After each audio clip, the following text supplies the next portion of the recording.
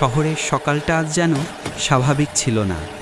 রাস্তা জুড়ে ধোঁয়া, টায়ার পোড়া গন্ধ, মানুষজনের উদ্বিগ্ন ছুটাছুটি। রাজনৈতিক আন্দোলনের নামে আবারও হঠাৎ অবরোধ।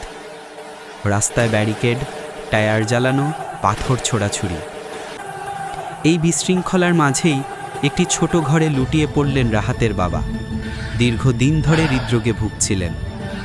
আজ আচমকা ব্যথা শুরু হওয়ায় রাহাত ও তার ছোট ভাই দ্রুত তাকে হাসপাতালে নেওয়ার সিদ্ধান্ত নিল।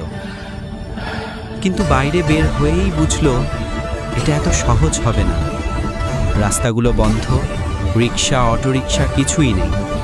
পেটের তাগিদে যে কয়টা রিক্সা, অটোরিকশা বেরিয়েছিল তারাও ছুটছে নিরাপদ আশ্রয়ে। দূরে আগুন জ্বলছে। রাহাত হাত জোড় করে আন্দোলনকারীদের অনুরোধ করল, ভাই একটু যেতে দেন, আমার বাবার অবস্থা খুব খারাপ। কেউ শোনে না। মানুষগুলো এদিক সেদিক ছুটাছুটি করছে। মানুষের জীবনের চেয়ে বড় হয়ে দাঁড়িয়েছে রাজনীতি। অসহায় রাহাত বাবাকে কোলে নিয়ে ছুটতে থাকল। এক অটো চালক তাদের অবস্থা দেখে কাছে এসে বলল, ভাইজান ওঠেন। রাহাত তার বাবাকে তাড়াতাড়ি উঠিয়ে নিয়ে বসল। অটো সামনের দিকে চলতে থাকল।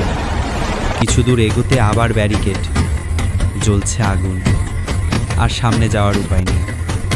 অটো থেকে নেমে রাহাত চিৎকার করে বলল, আমাদের যেতে দেন ভাই, ব্যারিকেডটা সরিয়ে দেন, আমার বাবার অবস্থা খুব খারাপ। একটু দূরে দাঁড়ানো মধ্যবয়সী এক পুলিশ হাত তুলে সবার দিকে তাকিয়ে ইশারায় বলল, যেতে দাও।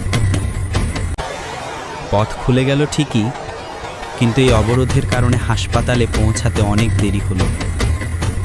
রাহাত তার ছোট ভাই অপেক্ষা করছে। অনেকক্ষণ পর ডাক্তার বাইরে এসে বললেন, অনেক লেট হয়ে গেছে, আমরা যথাসাধ্য চেষ্টা করেছি। কিন্তু বলতেই রাহাত তার ছোট ভাই কান্নায় ভেঙে পড়ল। এটা কেমন আন্দোলন? শুধু খুন, ধ্বংস আর হারানোর গল্প।